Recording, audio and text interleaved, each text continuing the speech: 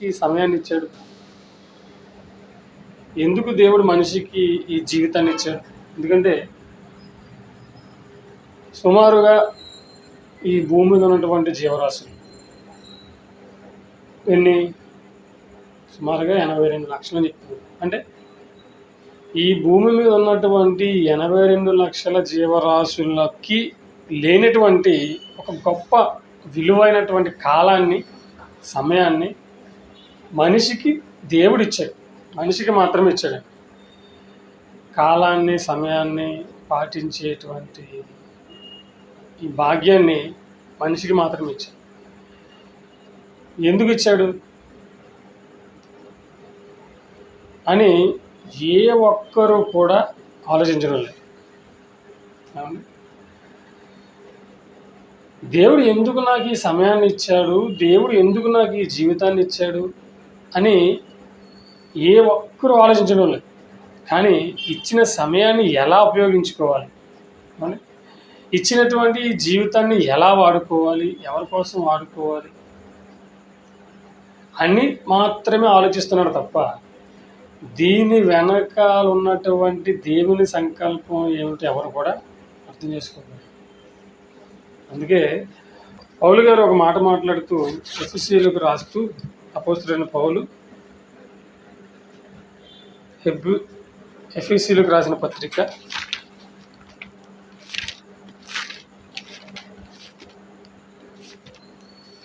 5వ అధ్యాయము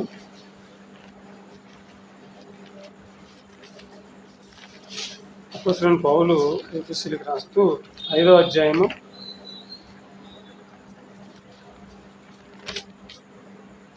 15వ వచనంలో మనం చూడగలిగితే, ఎఫెసీయులకు రాసిన పత్రిక 5వ అధ్యాయము 15వ వచనంలో, దినములు చెడ్డవి గనుక మీరు సమయమును పోనీయక సద్వినియోగము చేసుకొనుచు అజ్ఞానుల వలె కాక జ్ఞానుల వలె నడుచుకున్నట్టుగా జాగ్రత్త చూసుకునండి. దినములు చెడ్డవి కనుక మీరు సమయమును పోనీయక. దినములు చెడ్డవి అంటే రోజులు బాగాలేదని అంటారు కదా. ఆడపిల్లలు బయటికి వెళ్తుంటే చాలామంది ఏమంటారు, మా బయటికి వెళ్ళకు, రోజులు అసలు బాగోలేదంటారు. అంటే బుధవారం చెడ్డదా, ఆదివారం చెడ్డదా, సోమవారం చెడ్డదా? అంటే రోజులు బాగాలేదంటే, దినములు చెడ్డవంటే మనుషులు చెడ్డవారు, అంతే కదండి. దీనికి మన వాళ్ళు ఏం చేశారు, అమ్మో దినములు చెడ్డవి అన్నారు కాబట్టి మంగళవారం మంచిది కదండి, ఎక్కడికి వెళ్ళకూడదు. తర్వాత శుక్రవారం మంచిది కదండి, వచ్చే లేదా? అంటే దేవుని యొక్క ఉద్దేశం దినములు చెడ్డవి అంటే మనుషులు మంచివారు కాదు. కాబట్టి మీరు ఏం చేయాలి, సమయమును సద్వినియోగం చేసుకోండి. దినములు చెడ్డవి కనుక సమయమును పోనీ, ఇక సమయం ఏమైపోతుంది? మన కోసం ఆగుతుందా? మన కోసం ఆగదు సమయం. కాబట్టి మీరేం చేయాలి, దాన్ని సద్వినియోగం చేసుకోండి. సద్వినియోగం చేసుకోవాలి. కాబట్టి సద్వినియోగం చేసుకొనుచు అజ్ఞానుల వలె కాక జ్ఞానుల వలె నడుచుకున్నట్లు జాగ్రత్త. అంటే దేవుడు మనకి ఇచ్చినటువంటి ఒక ఆయుష్కాలం, ఈ సమయం ఎలా చూసుకోవాలి? జాగ్రత్త, చాలా జాగ్రత్త. దేని విషయంలో మనం జాగ్రత్తగా ఉంటాం? దేని విషయంలో జాగ్రత్తగా ఉంటాం అంటే, ఏదైనా గాజు వస్తువు విషయంలో మనం ఏం చేస్తాం? చాలా జాగ్రత్తగా. ఎందుకు? అది పగిలిపోతే దాన్ని మరలా మనం అతికించలేము, అంతే కదండి. ఒక అద్దం పగిలిపోయిందండి, కాబట్టి దాన్ని మరలా తీసుకుని మనం అతికించగలమా? అతికించలేము. కాబట్టి దాని విషయంలో మనం ఏం చేస్తాం? చాలా జాగ్రత్తగా ఉంటాం. అలాగే ఈ దేవుడు మనిషికి ఇచ్చిన కాలాన్ని కూడా మనం ఒక గాజు సీసాతో, ఒక అద్దంతో పోలిస్తే, ఒకవేళ అది పగిలిపోతే మరలా దాన్ని ఏం చేయలేం? అతికించలేము, అంతే కదండి. చాలామంది ఒక వ్యక్తిని హత్య చేసే ముందు ఆలోచించరు. అవునా? ఒక వ్యక్తిని హత్య చేసే ముందు వాళ్ళు ఏం చేయరు? ఆలోచన చేయరు. ఉన్నటువంటి ఆవేశంతో ఏం చేస్తారు? హత్య చేస్తారు. చేసిన తర్వాత వాళ్ళు జైలుకి వెళ్ళి శిక్ష అనుభవిస్తున్నప్పుడు వాళ్ళకి తెలుస్తుందండి ఆ విలువ, జీవితం విలువ ఏమవుతుంది, అప్పుడు అర్థమవుతుంది, అంతేనా? ఆ చేసినప్పుడు వాళ్ళు ఏం చేశారు? ఆలోచించలేదు. దీని తర్వాత జరిగే పరిమాణాలు ఎలా ఉంటాయో, దీని తర్వాత జరిగేటువంటి ఇబ్బందులు, మొత్తం ఈ యొక్క పరిస్థితులు ఎలా ఉంటాయో వాళ్ళు ఆలోచించకుండా ఆవేశంతో హత్య చేసిన తర్వాత వాళ్ళు శిక్ష అనుభవిస్తున్నప్పుడు వాళ్ళకి ఏమర్థమైంది? ఆ రోజు నేను అలా చేయకపోయి ఉంటే ఈరోజు నేను ఎంతో ఆనందంతో నా కుటుంబంతో గడిపేవాడిని కదా. కానీ ఆ రోజు నేను అలా చేయడం వల్ల, అంటే అతను ఏం చేసిన సమయాన్ని దుర్వినియోగం చేసుకున్నాడు. అంతే కదండి, దుర్వినియోగం చేసుకున్నాడు. ఒక న్యూస్ చూశానండి. ఆ న్యూస్లో ఏం జరిగిందంటే ఉన్నది ఒకే ఒక కొడుకు. ఆ కొడుకు బైక్ కావాలని అడిగాడండి తండ్రిని. బైక్ కావాలని అడిగాడు. అడిగితే తండ్రి, నా దగ్గర అంత స్తోమత లేదు నాయన, ఇంటర్మీడియట్ చదువుకున్నాడు, అంత స్తోమత లేదు, నీకు ఇప్పుడు బైక్ కూడా అవసరం లేదు, వద్దు అని చెప్పాడంట. అయితే కొడుకు ఏం చేశాడు? అలిగాడు అనమాట.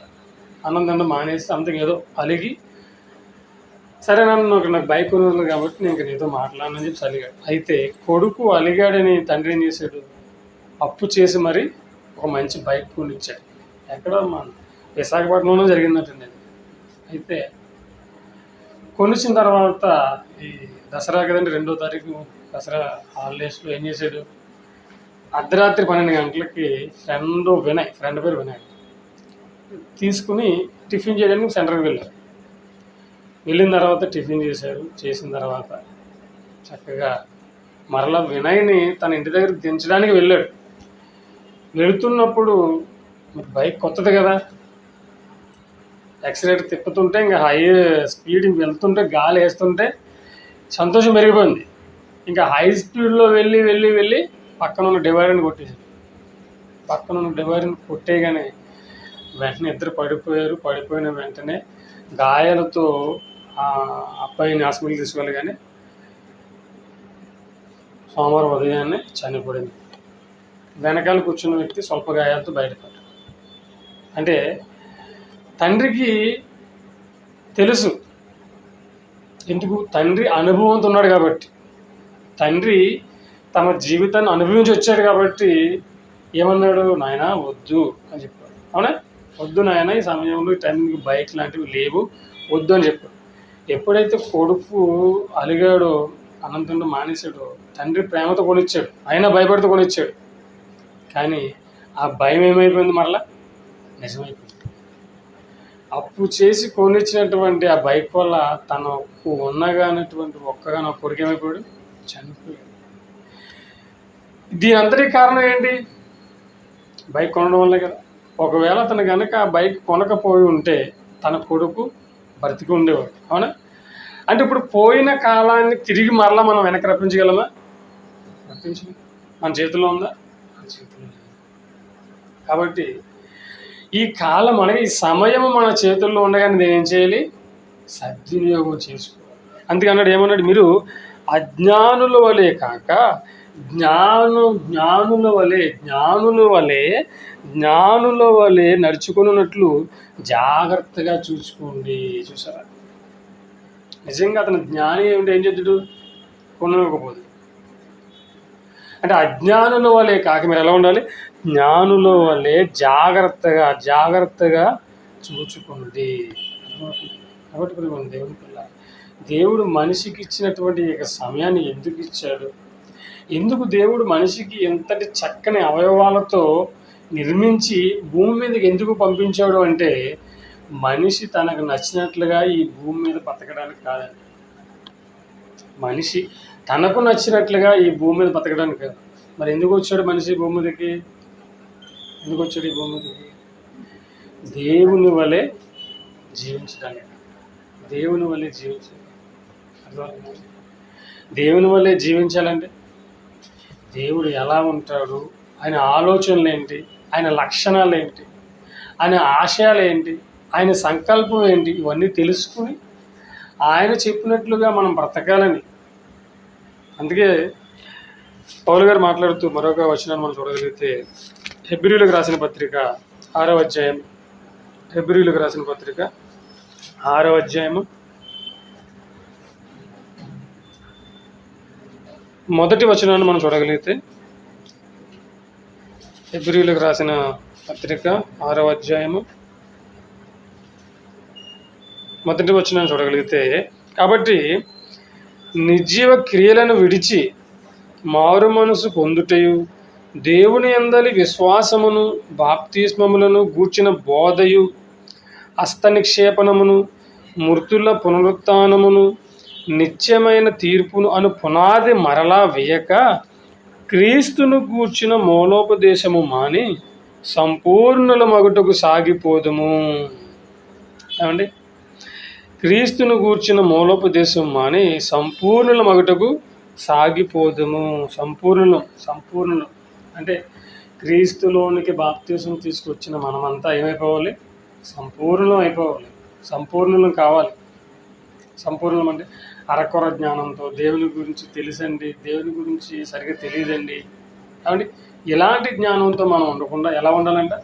సంపూర్ణులం అంటే బైబిల్లో దేవుని గురించి రాయబడినటువంటి మాటలన్నింటినీ కూడా మనం ఏం చేసుకోవాలి? సంపూర్ణంగా మనం నేర్చుకోవాలి, తెలుసుకోవాలి. ఆయన గురించి, ఆయన బాధ ఏంటి, ఆయన సంతోషం ఏంటి, ఆయన ఆలోచన ఏంటి అనే విషయాలన్నీ కూడా మనం అయిపోవాలి సంపూర్ణంగా మొత్తంగా ఆయన గురించి మనం తెలుసుకోవాలి. అలా తెలుసుకోవాలనే దేవుడు మనిషికి ఇంతటి చక్కని అవకాశాన్ని ఇచ్చాడు. చూడండి, ఈరోజు దేవుని గురించి చెబుతుంటే వినడానికి చాలామందికి సమయం లేదండి. అవునా? దేవుని గురించి చెబుతుంటే వినడానికి సమయం లేదు. ఎందుకంటే అందరూ కూడా తమ తమ పనులలో ఏమైపోయారు? బిజీ. ఉదయం లేవగానే డ్యూటీకి వెళ్ళిపోవాలి, రాత్రి అవ్వగానే మళ్ళీ ఇంటికి వెళ్ళిపోవాలి. సరే, అంటే దేవుడు మనిషికి ఇచ్చినటువంటి యొక్క జీవిత కాలం అంతా కూడా ఏం చేస్తున్నారు? తమకు నచ్చినట్లుగానే జీవిస్తున్నారు. ఒకవేళ దేవుడు ఇచ్చినటువంటి యొక్క జీవితాన్ని దేవుని కోసం కాకుండా మన కోసం మనం బ్రతికి చనిపోతే మనం ఎక్కడికి వెళ్తాం? నరకానికి వెళ్ళిపోతామండి. దేవుడు అన్న లోకానికి మనం చేరుకోవాలి. కాబట్టి ఈ భూమి మీద ఉన్నటువంటి మనం ఎలా అవ్వాలంటే సంపూర్ణం కావాలి. ఈరోజు దేవుని కూర్చున్నటువంటి విషయాలలో సరైన అవగాహన ఉందా అంటే లేదండి. చూస్తున్నారో లేదో, దేవుడు ఎంతమంది అంటే సరిగా సమాధానం చెప్పేటువంటి ఆ యొక్క ఆలోచన కూడా ఈరోజు క్రైస్తవులు లేదు. ఒకళ్ళు ముగ్గురు అంటారు, ఒకళ్ళు ఒక్కడే అంటారు. అవునా? ఈరోజు సమాజంలో జరుగుతున్నటువంటి రచ్చ ఇదంతా క్రైస్తవుల మధ్య జరుగుతున్నటువంటి ఇదంతా ఒక విషాదమైన ఘటన. బైబిల్లో ఎంత క్లియర్గా రాసినప్పటికీ వాటిని చదివి అర్థం చేసుకునే స్థితి కూడా లేదన్నమాట. అంటే అరకొర జ్ఞానం. ఎలా అంటే దేవుని కూర్చున్నటువంటి విషయంలో మనం ఏమైపోవాలన్నాడు ఇక్కడ? ఇగో, మీరంతా కూడా మరలా బాప్తిస్మము, విశ్వాసము ఇలాంటి విషయాల్లో గూర్చి కాక క్రీస్తును కూర్చున్నటువంటి మూలోపదేశము మాని సంపూర్ణుడైపోవాలి. అంటే జ్ఞానం విషయంలో మనం ఇంకా ఎదగాలి. ప్రేమ దేవుని పిల్లలు, ఇప్పుడు పాఠశాలకు వెళ్తున్నటువంటి విద్యార్థుల్లో మన పిల్లల్లో 1వ తరగతిలో జాయిన్ చేసామండి. 2వ సంవత్సరం వెళ్ళిన తర్వాత ఫస్ట్ క్లాస్ నుంచి ఏం చేయాలి? మళ్ళీ మనం సెకండ్ క్లాస్లో జాయిన్ చేయాలి. సెకండ్ క్లాస్ జాయిన్ చేయడానికి వెళ్ళిన తర్వాత మాస్టర్ అన్నారు, ఏమండి మీ అబ్బాయి సెకండ్ క్లాస్లో జాయిన్ చేయడానికి అర్హుడు కాదండి అన్నారు అనుకోండి. మరలా ఫస్ట్లో ఉంచను అన్నారు అనుకోండి. మనం ఏమంటాం? అదేంటండి, ఆల్రెడీ 1 సంవత్సరం అంతా ఫస్ట్ క్లాస్లో ఉన్నాడు కదా, మరలా ఎందుకు మీరు ఫస్ట్ క్లాస్లో ఉంచమన్నారంటే, మీ అబ్బాయికి ఏమీ రాలేదండి, కనీసం ఏబీసీడీలు కూడా రాలేదండి, కాబట్టి మీరు ఏం చేయాలి? ఫస్ట్ 1వ తరగతి ఉంచమంటే మనం ఏమనుకుంటాం? ఏమన్నా అలా అనుకుంటే మా అబ్బాయి వయసు అయిపోద్ది కానీ స్టడీ మాత్రం వెనకబడిపోతుంది అనుకుంటాం. అంటే మనకు పుట్టిన పిల్లలు అభివృద్ధి చెందాలి, అంతే కదండి. ఎప్పుడు కూడా 1వ తరగతిలోనే ఉంటే ఏమనుకుంటాం? నచ్చదు మనకి. అలాగే దేవుని కూర్చున్నటువంటి జ్ఞానం విషయంలో కూడా దేవుడు ఏమంటున్నాడు? అభివృద్ధి చెందాలి, సంపూర్ణులు కావాలి మీరు. నా విషయంలో, నన్ను కూర్చున్నటువంటి విషయంలో మీరు అంతా కూడా అభివృద్ధి చెందాలి, సంపూర్ణులు అయిపోవాలని ఆయన కోరుకున్నట్టు మన దేవుడు. కానీ ఈరోజు అలాంటి సంపూర్ణులు ఉన్నారంటే లేదండి. అర్థం కావడం బైబిల్లో విషయాలు వారికి అర్థం కాదు. ఎందుకంటే మనుషులు రాసిన పుస్తకాలు అయితే ఈజీగా అర్థమైపోతాయండి.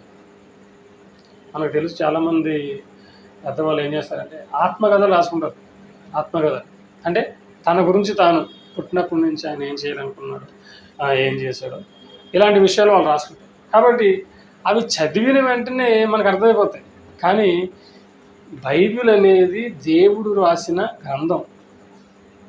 దీన్ని చదివి అర్థం చేసుకోవడం చాలా కష్టం. అందుకే అంటాడు ప్రవక్త యెషయా ద్వారా దేవుడు ఏమంటాడంటే, వారు వినుట మట్టుకు విందురు కానీ గ్రహించరు. అంటే వినడం సులభమా? వినడం సులభమా అండి. చెప్పడం సులభమా? చెప్పడం సులభమా. చదవడం సులభమా? చదవడం సులభమా. కానీ దాన్ని గ్రహించడం చాలా కష్టం. అంటే వ్రాయబడిన మాటల్లోని భావాన్ని గ్రహించడం చాలా కష్టం. అర్థమవుతుందండి, చాలా కష్టం. కాబట్టి మనమంతా కూడా యేసుక్రీస్తును కూర్చున్నటువంటి మూలోపదేశం అని సంపూర్ణం అయిపోవాలి. సంపూర్ణ అంటే బైబిల్లో ఉన్నటువంటి విషయాలు అన్నీ కూడా మనం ఏం చేయాలి? నేర్చుకోవాలి. అందుకే యేసుక్రీస్తు వారు మాట్లాడుతూ మత్తయి సువార్త 11వ అధ్యాయంలో, మత్తయి సువార్త 11వ అధ్యాయం 28వ వచనంలో ఆయన మాట్లాడుతూ, మత్తయి సువార్త 11వ అధ్యాయము 29వ వచనంలో ఆయన మాట్లాడుతూ, నేను సాత్వికుడను దీన మనసు గలవాడను గనుక మీ మీద నా కాడి ఎత్తుకొని నా యొద్ద నేర్చుకొనుడి. నా యొద్ద అంటే సంఘానికి వెళుతున్నటువంటి మనం అంతా కూడా ఏం చేయాలి? బైబిల్ని నేర్చుకోవాలి. అంటే యేసుక్రీస్తు చెబుతున్నటువంటి మాటలన్నీ కూడా ఏం మాటలవి? దేవుణ్ణి కూర్చున్నటువంటి మాటలు. ఈ మాటలన్నిటిని కూడా మనం నేర్చుకున్న మాటల ప్రకారంగా మనం జీవించాలి. స్కూల్కి వెళ్తున్న వ్యక్తి మాస్టర్ చెప్పిన మాటలన్నీ నేర్చుకుని ఆ మాటలన్నీ ఎక్కడ రాయాలి? మరలా మాస్టర్ పెట్టిన ఎగ్జామ్లో రాయాలి. అంతే కదండి. స్కూల్కి వెళ్తా మాస్టర్ బోర్డు మీద రాసి పాఠం చెప్తారు. చెప్పిన పాఠాన్ని మరలా మాస్టర్ పెట్టి ఎగ్జామ్లో మనం రాయాలి. మాస్టర్ చెప్పిన పాఠాన్నే రాయాలి. అంతేనా? లేదంటే మాకు ఇష్టం వచ్చిన రాస్తామని చెప్పి చాలామంది లాస్ట్ ఇయర్ 10th ఎగ్జామ్స్లో ఏం రాశారు? సినిమా పాటలు కూడా రాశారు. పేపర్లు పడ్డాయి కదా. ఏమిపోయారు వాళ్ళంతా? ఫెయిల్ అయిపోయారు. అవునా? ఈ కొత్త వచ్చిన సినిమా పాటలు కూడా ఏం చేశారు? ఎగ్జామ్ అంటే పాఠాలు వినని వాళ్ళు ఏం చేశారు ఉంటారు కదా. పాఠాలు వినని వాళ్ళు మొత్తం ఏదో పాట వచ్చిందని కొత్త పాట, ఆ పాట మొత్తం రాసేసాడు అన్నమాట. ఏం చేశాడు మాస్టర్? ఫెయిల్ చేసి మరలా 10th రన్ పడేశాడు. అలాగే యేసు ప్రభు ఏం చెప్పాడు అంటే దేవుడు ఏం చెప్పాడో ఆ పాఠాన్ని నేర్చుకున్న మాటలను మనం ఎక్కడ రాయాలి? ఇదిగో జీవితం అనే ఈ పరీక్షలో, ఈ కాలంలో దేవుడు మనకి పరీక్షలు పెడతాడు. శోధనలు వస్తాయి, శ్రమలు వస్తాయి. వచ్చినప్పుడు వాటికి సమాధానంగా ఈ వాక్యాన్ని మనము చూపించాలన్నమాట. అర్థమవుతుందండి. దేవుడు నేర్పించినటువంటి ఈ యొక్క మాటలు ఉన్నాయి చూసారా? ఈ మాటలన్నీ మనం విన్న తర్వాత, నేర్చుకున్న తర్వాత దేవుడు మనకు ఒక పరీక్ష పెడతాడు. దేవుడు ఇచ్చినటువంటి యొక్క జీవితకాలం, ఆయుష్కాలం ఏ కాలం ఇది? పరీక్ష కాలం, ఎగ్జామినేషన్. మనమంతా ఎవరు? స్టూడెంట్స్. దేవుని మనమంతా విద్యార్థులం. ఇలా విద్యార్థులు ఉన్నటువంటి మనకి ఇదిగో ఈ బైబిలే టెక్స్ట్ బుక్. అర్థమైందండి. ఈ టెక్స్ట్ బుక్లో మనం అంతా నేర్చుకుని చదువుకున్న తర్వాత దేవుడు మనకి ఏం పెడతాడు? పరీక్ష పెడతాడు. అవునా? ఆ పరీక్షలు వస్తున్నటువంటి పరీక్షలన్నిటిలో కూడా మనం నగ్గాలంటే ఏం చేయాలి? ఇదిగో బైబిలా. చూసారండి, ఏదైనా మనకు శ్రమ వచ్చింది అనుకోండి, శ్రమ రాగానే అయ్యో దేవుడా, ఈ లోకంలో నేనే ఉన్నానా, నాకే నువ్వు అన్యాయం చేయాలా అని అనకూడదు. వచ్చిన శోధనను బట్టి, వచ్చిన శ్రమను బట్టి మనం బైబిల్ ఏమి నేర్చుకున్నాం? యోబు గురించి నేర్చుకున్నాము. అంటే వచ్చిన కష్టము యోబు కంటే పెద్దదా? ఏమండి? మనకు వచ్చిన కష్టాలు యోబు కంటే పెద్దయా? మనకు వచ్చిన కష్టాలు యేసుక్రీస్తు కంటే కష్టమా? లేదు కదా. చూసారా? అంటే మనం పాఠాన్ని బాగా నేర్చుకున్నాం అనుకోండి, మనకి వస్తున్నటువంటి శోధనలు, శ్రమలన్నీ ఎలా ఉంటాయి? చాలా ఈజీగా ఉంటాయి. అంటే కాబట్టి నాకు వచ్చిన కష్టం అంటే యేసుక్రీస్తుకు వచ్చిన కష్టంతో పోల్చుకుంటే నాకు వచ్చింది అసలు కష్టమే కాదు. అంతే కదా. యోబు గారికి వచ్చినటువంటి ఒక కష్టాంతో పోల్చుకుంటే అసలు నాకు వచ్చింది కష్టమే కాదు, అసలు ఇది పరీక్షే కాదు అనుకుంటాం మనం. అవునా కదా చెప్పండి. కాబట్టి ఒక యోబు, అందుకే మనకు ముందుగా ఉన్నటువంటి ప్రవక్తలను మాదిరిగా పెట్టుకోమంటాడు దేవుడు. నిజంగా ఈరోజు మనిషి ఎందుకు దేవుని యొద్దకు వస్తాడు చెప్పండి? మనిషి ఎందుకు దేవుని యొద్దకు వస్తాడు? కష్టాలు వచ్చినప్పుడే కదండి, శ్రమలు వచ్చినప్పుడే కదండి. Okay, right. అలాగే మనిషి ఎప్పుడు దేవుని నుంచి దూరం అయిపోతాడు చెప్పండి? కష్టాలు వచ్చినప్పుడే, శ్రమలు వచ్చినప్పుడు, అవునా? కాబట్టి ఈ కష్టాలు వచ్చినా శ్రమలు వచ్చినా మనము దేవుడిని విడిచిపెట్టకుండా నిలబడాలంటే మనము బాగా నేర్చుకోవాల్సింది ఏంటి? బైబిలు. సరే, ఈ బైబిల్లోని మాటలను మనం బాగా నేర్చుకుని పఠిస్తే ఎన్ని కష్టాలు రావండి. కష్టాలు అనే దగ్గర పరీక్షలు అని పెట్టుకోండి, ఏమండి? కష్టాలు అనే చోట పరీక్షలు అని పెట్టుకోండి, అంతేనండి. ఏమండి ఈ అంటే యోబు గారికి వచ్చినటువంటి పరీక్ష ముందు ఈ పరీక్ష మరలా దేవుడు ఏం చెప్పాడు? పరీక్ష పెట్టేదే నేనే, ఆ పరీక్షలో ఎలా పాస్ అవ్వాలో కూడా నేనే చెప్తాను. అంతా శోధన వస్తుంది, కానీ వచ్చిన శోధనలోంచి తప్పించే సహాయాన్ని కూడా నేనే చేస్తాను. ఇంతకన్నా మంచి దేవుడు ఎవరో చెప్పండి, అవునా? కొన్ని స్కూళ్ళలో ఏం చేస్తారు? ఎగ్జామ్ పెడతారు, కానీ ఎక్కడ వాళ్ళు ఫెయిల్ అయిపోతారో అని తెలిసి కొన్ని బిట్ మార్క్స్ ఏం చేస్తారు? వాళ్ళే చెప్పేస్తారు, ఎందుకు వీళ్ళు ఫెయిల్ అవ్వకూడదని. అలాగే వస్తున్నటువంటి పరీక్షల్లో మనకున్నటువంటి బలము, మనకున్నటువంటి సామర్థ్యత ఎవరికి తెలుసు? దేవునికి తెలుసు. అందుకే శ్రమలు వచ్చినా, శోధనలు వచ్చినా, వచ్చిన వాటిలోంచి మనల్ని తప్పించడానికి మరలా ఆయనే సహాయం చేస్తాడు. ఇదంతా మనకు తెలియాలి. ఇదంతా మనం తెలుసుకుని దేవుళ్ళు నిలబడాలంటే మనం ఏం నేర్చుకోవాలి? బైబిల్ను బాగా నేర్చుకోవాలి. బైబిల్ అంటే ఏమనుకున్నారు? బైబిల్ అనగా దేవుని మనసు. అర్థమవుతుందండి? దేవుడు రాసి ఇచ్చిన గ్రంథం బైబిల్ అయితే ఈ గ్రంథములో ఉన్న మాటలన్నీ కూడా ఎవరి మనసులో ఉన్నవి? దేవుని మనసులో ఉన్నవి. దేవుడు రాసి ఇచ్చిన గ్రంథమే ఈ బైబిల్. ఆయన మనసులోని మాటలను గనక మనం చదివి వాటిని బాగా నేర్చుకుని పఠించగలిగితే మనమంతా కూడా ఏమవుతాం? సంపూర్ణం అయిపోతాం. సంపూర్ణం, అంతే కదండి. చాలామంది ఆ డ్యూటీకి వెళ్ళేటప్పుడు ప్రారంభంలో బాధపడతారు, కొంచెం ఇబ్బంది పడతారు, అవునా? కానీ అదే డ్యూటీ చేస్తూ ఏమైపోద్ది? అలవాటు అయిపోద్ది, అంతే కదండి. ఇప్పుడు చూడండి, వేప చెట్టు తినగా వేము తీయగా ఉండంటారు, అంతేనా? ఎందుకు తీయగా ఉంటుందా? లేదండి, చేదు. అది మారదు, టేస్ట్ మారదు, టేస్ట్ చేదుగానే ఉంటుంది. కానీ తినగా ఏమైపోయింది? మనకు అలవాటు అయిపోయింది, అంతే. అదేమి తీయగా అంటే అది అందులో మళ్ళీ పంచదార బెల్లం కలపరు. తినగా వేము తీయగా ఉండంటే అది చేదుగానే ఉంటుంది. కానీ మనం దాన్ని తిని అలవాటు అయిపోయింది కాబట్టి అది మనకి పెద్ద బాగా చేదు అనిపించదు అనమాట.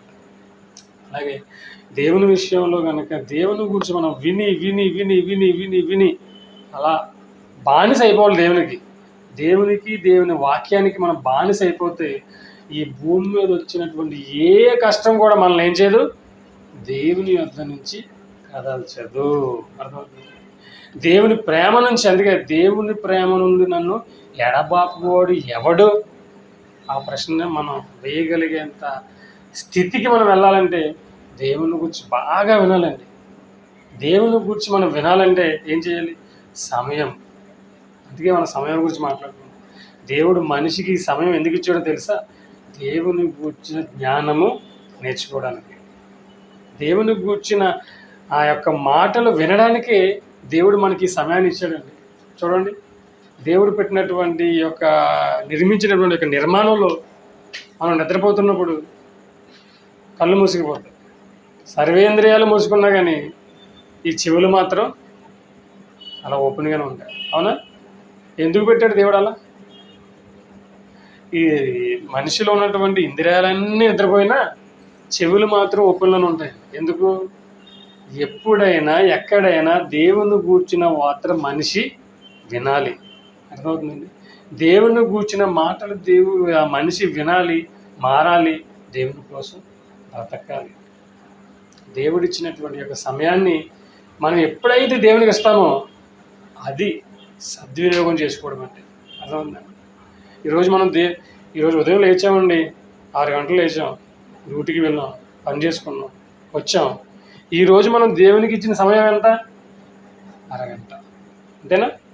అంటే దేవుడు మనకి ఇచ్చినటువంటి 24 గంటల్లో దేవుడికి మనం ఎంత ఇచ్చాం? 30 నిమిషాలు ఇచ్చామండి. అంటే మనము దేవుడు మనకి ఇచ్చిన సమయాన్ని ఎంత సద్వినియోగం చేసాం? 30 నిమిషాలు సద్వినియోగం చేసుకున్నాం. మన దృష్టిలో ఇది 30 నిమిషాలు అయితే దేవుని దృష్టిలో ఎంతో తెలుసా? చూద్దాం అన్నమాట. పేతురు రాసినటువంటి మొదటి పత్రిక ముగించేస్తాను. పేతురు రాసినటువంటి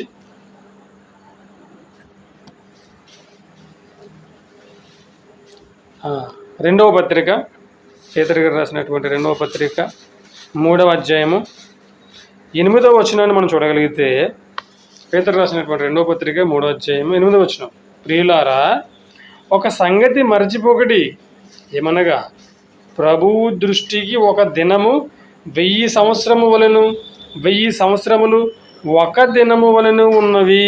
చూసారా, ప్రభువు దృష్టికి ఒక దినం ఎంత? 1000 సంవత్సరాలు. ఒక దినము 1000 సంవత్సరములు, 1000 సంవత్సరాలు ఒక్క దినం. అర్థమైందండి మీకు? అంటే సమయాన్ని గురించి ఆలోచిస్తే దేవుని దృష్టిలో ప్రభువు దృష్టికి ఒక దినం 1000 సంవత్సరాలు, అలాగే 1000 సంవత్సరాలు ఒక్క దినం. అంటే మనం దేవునికి ఇచ్చింది 30 నిమిషాలు అనుకుంటున్నాం, కానీ ఇది దేవుని దృష్టిలో ఎంత అవుతుంది చెప్పండి? మామూలుగా అనుకుంటే 30 రోజులు, అంటే ఒక నెల రోజులు మనకి ఇచ్చామా? అంటే దేవుడికి మనం ఒక దినాన్ని కనుక ఇస్తే, అంటే మనకి దేవుడిచ్చిన సమయాన్ని ఒక్క దినాన్ని కేటాయిస్తే దేవుని దృష్టిలో ఎంత? 1000 సంవత్సరాలు. అంతే కదండి? అంటే ఒక్క దినాన్ని మనం దేవునికి ఇస్తే దేవుని దృష్టిలో ఎంత ఇచ్చినట్లు? 1000 సంవత్సరాలు ఇచ్చినట్లు. ఇప్పుడు జనవరిలో సెమినార్ జరుగుతుందండి వైజాగ్లో, మాధవరసం. 5 రోజులు సెమినార్కి వెళ్ళిపోతాం. అంటే 5 రోజులు, అంటే 5 రోజులు దేవునికి ఇచ్చేసామంటే ఎన్ని వేల సంవత్సరాలు? 5000 సంవత్సరాల. చూసారా, మనకి 5 రోజులు అయితే దేవుని దృష్టిలో ఎంత? అది 5000 సంవత్సరాలు దేవునికి ఇచ్చుంటాం. చూసారా, ఏమైనా దేవుని పిల్లరా? అంటే దేవునికి మనం ఇచ్చే సమయం ఎంత? దేవుడు మనకిచ్చిన సమయం ఎంత? చూసారా? కాబట్టి అందుకే పౌలు గారు ఏం చెప్పారు? ఇదిగో మీరు అజ్ఞానుల వలె కాక జ్ఞానుల వలె నడుచుకోవాలంటే మీరు మీ సమయాన్ని సద్వినియోగం చేసుకునండి. అజ్ఞానులు ఏం చేస్తారు? ఈ సమయాన్ని అజ్ఞానులు ఏం చేస్తారు చెప్పండి? అజ్ఞానులు అందరూ ఏం చేస్తారు? జ్ఞానులు సద్వినియోగం చేసుకుంటారు, దేవునికి ఇస్తారు సమయాన్ని. అంతే కదా? జ్ఞానులు తమకిచ్చిన సమయాన్ని దేవునికి ఇస్తారు, అజ్ఞానులు దేవుడు తమకిచ్చిన సమయాన్ని దుర్వినియోగం చేసుకుంటారు, దుర్వినియోగం చేస్తారు. దేవునికి ఎవరు? దేవుని వద్దకు రారు. కాబట్టి ప్రేమను దేవుని పిల్ల, దేవుడు మనిషికి సమయాన్ని ఎందుకు ఇచ్చాడంటే మనిషికి ఇచ్చిన ఈ సమయాన్ని మరలా తిరిగి దేవునికి ఇవ్వాలి. అలా ఇచ్చినప్పుడే దేవుని కూర్చున్నటువంటి విషయాలు మనం నేర్చుకుంటాం. అలా నేర్చుకున్నప్పుడే ఈ దేవుడు మనకు పెడుతున్నటువంటి ప్రతి పరీక్షలో కూడా ఏమవుతాం? మనం ఆశపడతాం. అందుకే చనిపోయిన తర్వాత ధనవంతుడు ఎక్కడికి వెళ్ళిపోయాడు? నరకానికి వెళ్ళిపోయాడు. నరకానికి వెళ్ళిపోయిన తర్వాత అబ్రహాంతో మాట్లాడుతున్నాడండి ధనవంతుడు. ఏమని? అబ్రహామా, జస్ట్ ఒక వేలి కొన, ఒక నీటి బొట్టు నాకు అంటాడు. అన్నప్పుడు అబ్రహాం అంటాడు, నాయన నీవు నీ జీవితకాలం అంతా కూడా ఏం చేసావు? నీకు ఇష్టం వచ్చినట్లు జీవించు, అంతేనా? దేవుడు నీకు ఇచ్చిన జీవితంలో, దేవుడు నీకు ఇచ్చిన సమయంలో నీకు ఇష్టం వచ్చినట్టు తిరిగావు, నీకు నచ్చినట్లు చేసావు, అంతా నీ ఇష్టాన్ని నెరవేర్చుకున్నావు. కాబట్టి ఇప్పుడు నువ్వేమవుతున్నావు? ఇక్కడ యాతన అనుభవిస్తావు. కానీ లాజరు ఏం చేశాడు? బాధ అనుభవించాడు. అతడు ఇక్కడ నెమ్మది పొందుతున్నాడు. కాబట్టి ప్రేమ దేవుని పిల్లరా, దేవుడు మనకిచ్చిన సమయాన్ని ఎప్పుడైతే మనం దేవునికి ఇస్తామో మనము చనిపోయిన తర్వాత పరలోకానికి సుఖపడతాం. లేదు దేవుడికి ఇచ్చిన సమయాన్ని దేవునికి కాకుండా మన కోసం మనం సద్వినియోగం చేసుకుంటే చనిపోయిన తర్వాత నరకానికి. అందుకే సమయమును పోనీయక మీరేం చేయండి? సద్వినియోగం చేసుకోండి. సద్వినియోగం చేసుకోవడం అంటే, సద్వినియోగం చేసుకోండి అనగానే అందరూ ఏం చేస్తారంటే పనులకు వెళ్ళిపోతున్నారండి. పని చేసుకున్నారమ్మా, ఈరోజు పని కష్టపడ్డాను, పని చేశాను, నేను సంపాదించుకున్నాను అనుకున్నారు, కానీ సద్వినియోగం చేసినది కదండి. దేవుడు ఇచ్చిన సమయాన్ని ఎవరైతే దేవునికి ఇస్తారో అదే సద్వినియోగం చేసుకుంటారు. కాబట్టి మనమంతా దేవుని పిల్లలుగా దేవుడు మనకిచ్చిన యొక్క సమయాన్ని దేవుని కొరకు ఇచ్చి, దేవుని కొరకు ఇంకెన్నో అద్భుతమైన సంగతులు నేర్చుకుని దేవుని కోసం బ్రతికే వారిగా ఉండాలని కోరుకుంటూ నేను నా మాటలు ముగిస్తున్నాను.